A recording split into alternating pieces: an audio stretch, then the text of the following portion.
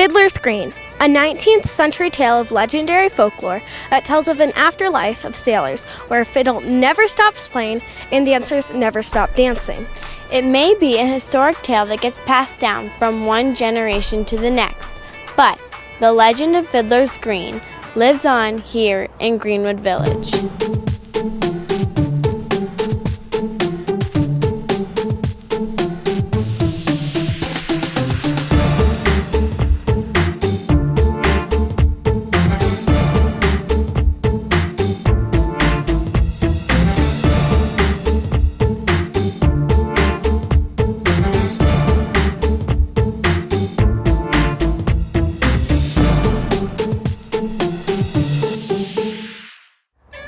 One of the parts of the Museum of Outdoor Art's mission was always to create an environmental synergy, and Fiddler's Green Amphitheatre became part of that synergism of the performing arts, connected to the fine arts, connected to the architecture and the landscape of Greenwood Village. Fiddler's Green Amphitheatre was originally developed as an earth sculpture. This was a 10-acre earth sculpture. It won several national awards as being an earth sculpture.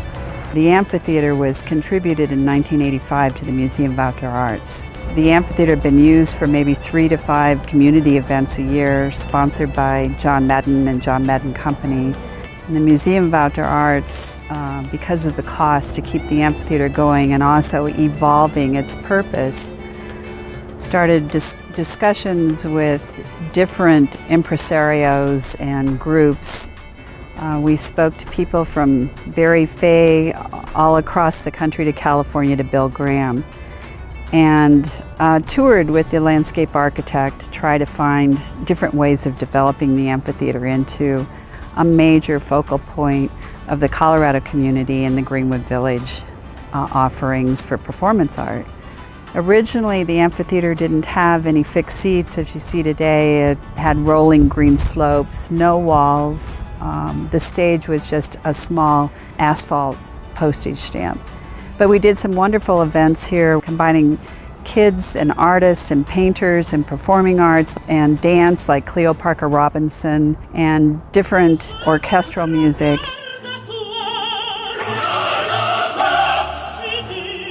We even did an event with an exchange with China where we had kids painting to music. So there was a compromise that happened in order to develop this into a full-fledged working amphitheater. And the compromise, some people would say, would be the big stage and the sound walls and the 7,000 fixed seats. We still have 11,000 grass seats available in the amphitheater. But that compromise really turned out to be quite wonderful as a lot of things progress. This became more and more of a focal point for people to want to come to see musicians, to see top acts. MOA was very fortunate when the amphitheater was contributed by John Madden to the Museum of Outdoor Arts that MCA decided to make this amphitheater their first amphitheater outside of Los Angeles that they wanted to produce events in. They came to talk to me in 1984. And within 2 years, we'd converted the amphitheater into an earth sculpture with a large stage, with sound walls, with seats, fixed seats. And we, in 1988, 87, 88, we had some of the top acts in the country here. What I didn't really know how to budget or what to really record at the time. The amount of money and time and energy working with a commercial partner like MCA would assist us in the arts community, and how much positive feedback that would bring from the arts community, the community at large, and the education community. And in the future, we always have that in mind, is how is the funding from Fiddler's Green Amphitheater, the lease monies, how are we going to use it to put back into the arts community?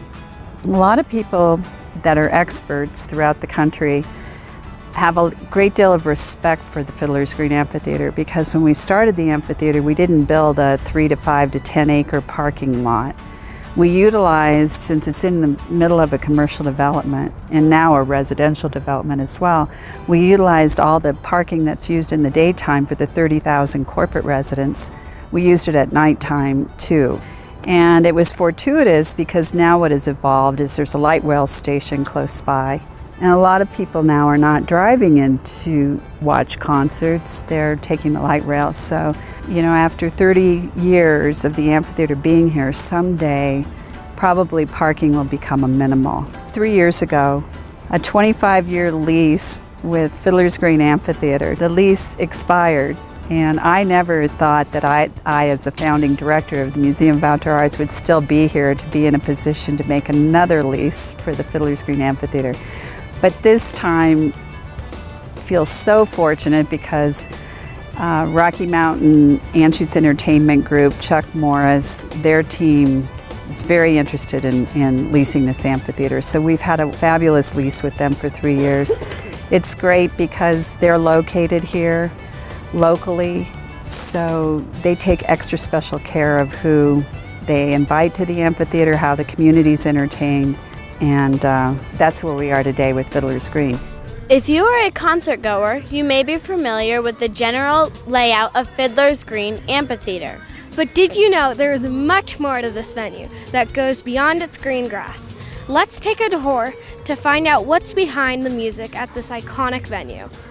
John Madden came up with the name from an Irish maritime folkloric paradisical type of environment. Someday when I go to Fiddler's Green, it's sort of like talking about heaven or a beautiful place you're going to visit that isn't of this world. Why MOA embraces the title is that we do create environments, and behind me you see one of 4 living walls. The 4 living walls were installed in 2014. They're a rotating botanical artistic environment. They're each about 100 feet long. The current pattern is sort of developed and designed in the matter of sound waves. And the plants are indigenous to Colorado. There's 28,000 to 32,000 plants. It takes 3 weeks. It takes 12 men. It takes my son Skylar Madden to project manage it and get it all put up and installed. It's quite a feat every year to do the planting and to create this beauty of vertical gardening. But it's also very sustainable, and our museum stands for sustainability, and so does Fiddler's Green Amphitheater, and we're very proud of this art installation. So my role at Fiddler's Green Amphitheater is owner representative. So I help out in day-to-day troubleshooting. Let's say something goes wrong with the facility. This guy's here to, help fix it or repair it. Power outages, swamp coolers aren't working. Things that I might know because of my background as a general contractor and also growing up in this facility. I kind of know everything here. I also oversee all the parking for the amphitheater. I also handle all the installations of artworks in Marjorie Park, in the amphitheater itself, and the surrounding areas.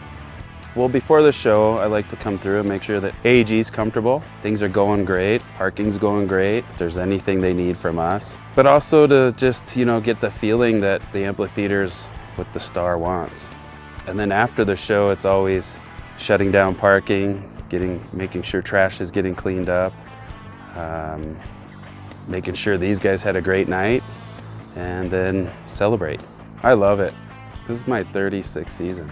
I grew up here. I was 8 years old when I saw my first show here, and I'm 43, so it's a home, it's my house. So this is the operations, the back. This is pretty much backbone, back of house, beginning of every day.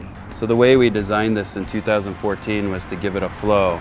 So you go from operations to administration to operations to back of stage.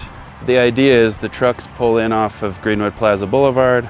They line up in threes. The trickiest part 30 years ago is this ramp was almost 20 feet narrower. We've opened it up by 20 feet. Now we can get 3 trucks in here safely, unload, more efficient, those kind of things. This is the administration building. So this would be Fiddler's Green Reception, assistant GM office, and then a lead into production. So we've created an area where no one has to really walk down the ramp anymore. We can move right into production manager's office, marketing, stagehands, so on and so forth. Basically local production. then straight out onto the back of stage. So on stage level, we now have tour production. This is where all your acts, managers come in, production managers, so on and so forth, set up shop to run the show. So now they're on their own level, right to the stage. Boom, all the action right here. This is where all your trucks unload, rope cases come up, all the gear's getting set up for show. Artist entry here. This is where the buses all park on Greenwood Plaza Boulevard, and then artists come down the stairway and then into the green rooms. And then this would be on stage. Looks bigger from here than it does up on the loge, doesn't it? I think the coolest part about this view is the architecture behind that sound wall. Like the top of that building, the full structure there, this, and then you have this amphitheater that's kind of surrounded. The artists enter down the stairs, through the back of house, into the green rooms, dressing rooms.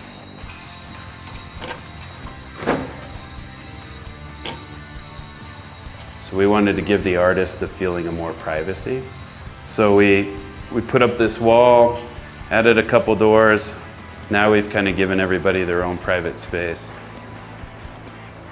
We have one big dressing room that can be used for radio shows, meet and greets. If we have a multiple amount of stars or family members, those kind of good things we would use this for. This would be a smaller dressing room with a bathroom. This would be this would be more of your head act. In 2014, we added new restrooms, new vinyl flooring, new furniture, new carpeting, paint. Another nice thing about adding this hallway and separating it from the stars is now everybody has a motion to catering.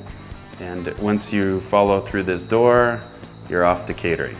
This is the original retaining wall to the facility. It's pretty much holding Greenwood Plaza Boulevard from falling into the amphitheater.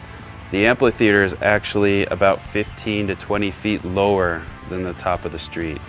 So this wall is our support, and it carries all the way through the amphitheater, back of house. So pre-2014, the catering facility was actually behind Stagehouse in an outdoor tent that everybody used. During the renovation in 2014, we created an actual indoor catering facility with its own kitchen and enough to seat well over 100 people. This would be our catering entrance off of Greenwood Plaza Boulevard. So this is where we would load in for food and so on and so forth. Brand new staircase. This is our connection from VIP to back of house. This building's brand new here. This is a new catering facility we did in 2014. So this is our newest addition, the Sky Deck.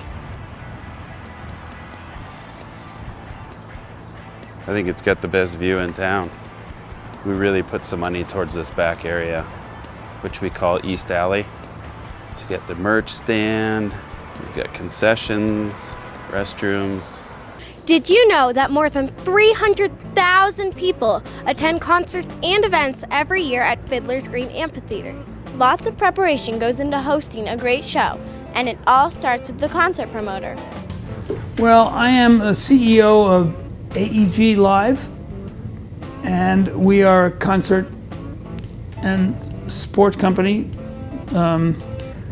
that's around the world. I love music, it's been my whole life. I used to babysit as a 12-year-old so I could make money to buy LPs and go to concerts. And that's what I love the most. So it's music. It's all about the music. Between myself and my two key guys, we have over 100 years booking. You know, my role as I've gotten older has changed a bunch. My job is to oversee the whole company and look for new projects and make sure we have great relationships with city officials and, you know, I'm more like the orchestra leader now, and all the other people are the symphony players. We feel real proud of what we did to Fiddlers. We've had an amazing run already. We spent the first winter before we opened spending a bunch of $1 million rebuilding every building in the place, making the sound better, putting in cool restaurants, opening up the look to that beautiful lake. you treat the customer right and treat the bands right, and you build great facilities or make bad facilities better, many of the times you get them back. But it's a very competitive field, and you're never sure. And I've always felt, and I think I can speak for AEG, we've built beautiful buildings, or taken old buildings and made them beautiful. And I always wanted to do that too, but I never had the chance to. It was a long contract that was originally MCA Universal, which got bought by 2 other companies, became Live Nation, and I waited till the contract was done and jumped in there and talked to the Madden family, who are all friends of ours, who actually owned the property and had a lot to do with building Denver Tech Center, and they loved some of my ideas, and we made a deal for long term, and now we took it over and and we're still continuing to improve it, and it's been great, and we have other plans. Very proud of the success of Fiddler's Green. I can honestly say I think it went from one of the least used amphitheaters in the country to now one of the most successful in a very short period of time. There's been a myth for years. People think promoters like me, can tell any band where they're going to play and what time. This business, we work for the artists. And believe me, they set a tour and they tell you when they're coming through Denver, and you hope you can get them and where they want to play. Sometimes we have some input, no question about it, but the bottom line is the artist. And people, if you're in the business for more than 12 minutes, realize that. Promote it, that's called promoting. And knock on wood, when they get there, the place will be filled up. The city of Greenwood Village has been unbelievably amazing, starting with Mayor Ron. He has been great. The police have been great. It's been just an amazing relationship. And I'm sure they were thrilled when they saw the old amphitheater being built into something special. But they have been wonderful partners, because I learned a long time ago that relationships with neighbors and cities is just as important as any other relationship. You really have to keep the people that live in that community happy, or it's not going to work. And I've always prided myself on doing that. And of course, our partners, the Madden family, Cynthia Madden, and the Museum of Outdoor Art, which owns the facility as a nonprofit, are our partners, and I've been friends with the whole Madden family for years. I've been doing this a long time, and probably have been blessed enough to retire if I wanted to, but I still love the business, and I still love going to concerts, especially when I'm involved putting it together. It's like a lot of work, and then you're there and you see your fruits of all these great staff that I have, the best in the world, of 50 people working on it. Being here at Fiddler's Green Amphitheatre wouldn't be complete without attending a concert. Even with thousands of people here, it always appears to run smoothly, but it takes some coordination to make it happen. So are you guys excited for tonight? Absolutely, yes. Is this your guys' first concert? It's not. We have been here for multiple concerts because we're old. What are you guys most excited for tonight? I'm excited for One Republic. I love everybody. I love Fitz and James and Arthur, but I'm most excited for One Republic. So you've seen One Republic twice? Yeah, this will be our second time. That's super cool. Where are you guys from? Highlands Ranch. Oh, cool. How old are you guys? 15. I am 13. Are you guys related? Yeah, we're siblings. That's awesome. We love Fiddler's Green! If you love music, Fiddler's Green Amphitheatre can improve your mood, whether it's feeling connected to other people through music, Or listening to your favorite band that takes you back to a time in your life. It's a proven fact that music is good for the heart and soul. And the great thing is, Fiddler's Green Amphitheatre is located in our own backyard.